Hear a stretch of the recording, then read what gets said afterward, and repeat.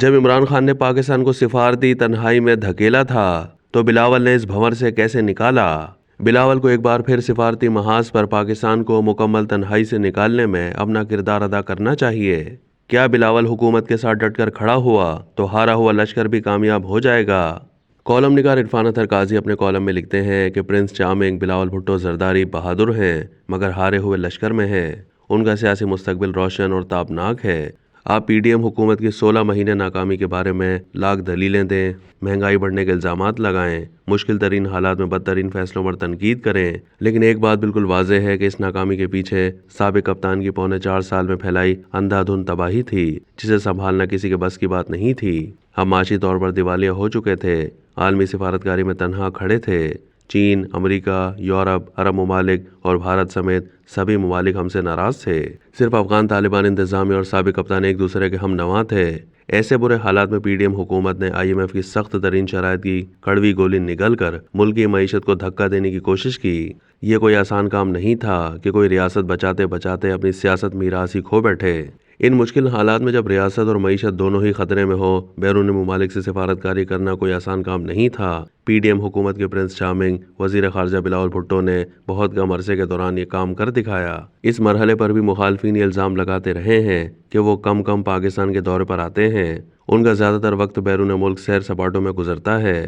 تنقید برائے تنقید کرنے والے یہ بھول جاتے ہیں کہ مشکل حالات میں جب آپ مکمل تنہائی کا شکار ہوں، پچھلوں نے ایسی تباہی مچائی ہو کہ جس کا کم وقت میں ازالہ کرنا مشکل ترین کام ہو، ایسے میں کوئی شخص اپنی سفارتی ذمہ داریاں نبھانے کی خاطر بھاگ دوڑ کر رہا ہو، اسے کبھی سرکاری اور کبھی غیر سرکاری طور پر بیرونی دورے کرنا پڑتے ہوں۔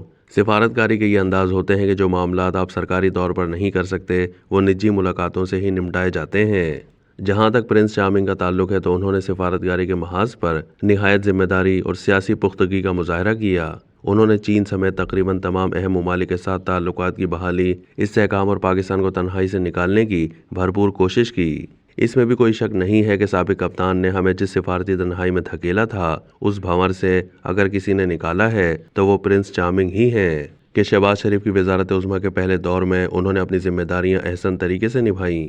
مجھے آج بھی 22 مئی 2022 کو ان کی چینی ہم منصب سے پاک چین سفارتی تعلقات کی 71ویں سالگرہ کے موقع پر ملاقات کی وہ تصویر یاد ہے کہ دونوں ممالک کے پرچموں کے درمیان پاک چین وزرائے خارجہ سرکاری تصویر کھنچوانے کھڑے ہیں۔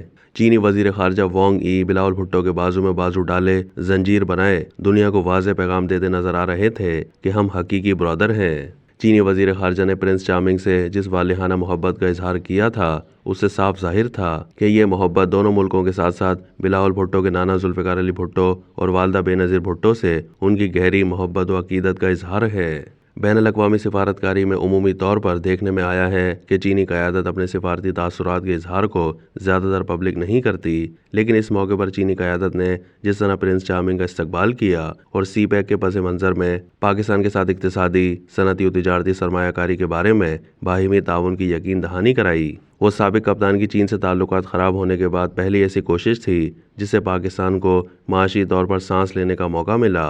وہ نوجوان ہے اور ہینڈسم بھی ہے، عالمی رہنماؤں سے گفتگو کرتے ہوئے گھبراتا نہیں ہے، اسے سفارتکاری میں کسی سہارے کی ضرورت نہیں پڑتی، وہ ہر موضوع پر سنجیدہ گفتگو کرنا جانتا ہے اور پارلیمنٹ میں بحث کے دوران اپنے مخالفین کو جس طرح لتاڑتا ہے اور سنجیدہ ترین قانونی و آئینی موضوعات پر اپنا موقف بیان کرتا ہے۔ بڑے بڑے تجربہ کار سیاستدان بھی اس کے سامنے ہیچ نظر آتے ہیں، وہ دلیر ہے، درد دل بھی رکھتا ہے، اسے لوگوں کے دکھ کا بھی احساس ہے۔ کوئٹہ میں وکلا کی شہادتوں پر اپنی والدہ کی شہادت کا ذکر کرتے جس طرح ہچکیاں لے لے کر وہ رو رہا تھا، یہ منظر سب نے دیکھا ہے۔ وہ منظر بھی سامنے ہے کہ جب پنجاب میں سیلاب آیا تھا وہ پہلی بار چنیوٹ کے متاثرہ علاقے میں گیا، پروٹوکول چھوڑ کر گہرے پانی اور کیچڑ میں اتر کر پسینے میں شراب اور بوڑھی عورت سے ملا۔ بزرگ خاتون نے پوچھا، اے کون ہے؟ مقامی شخص نے بتایا، اے بے نظیر دا پتر ہے۔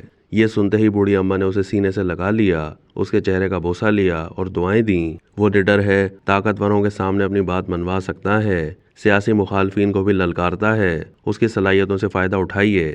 اس کو بھی چاہیے کہ کٹھن حالات میں بننے والی شہباز حکومت کے ساتھ ڈٹ کر کھڑا ہو، سفارتی محاذ پر پاکستان کو مکمل تنہائی سے نکالنے میں اپنا بھرپور کردار ادا کرے۔ وہ پاکستان کا بہت بڑا سیاسی سرمایہ ہے، اس سے کام لیں، وہ ساتھ ہوگا تو ہارا ہوا لشکر بھی کامیاب ہو جائے گا۔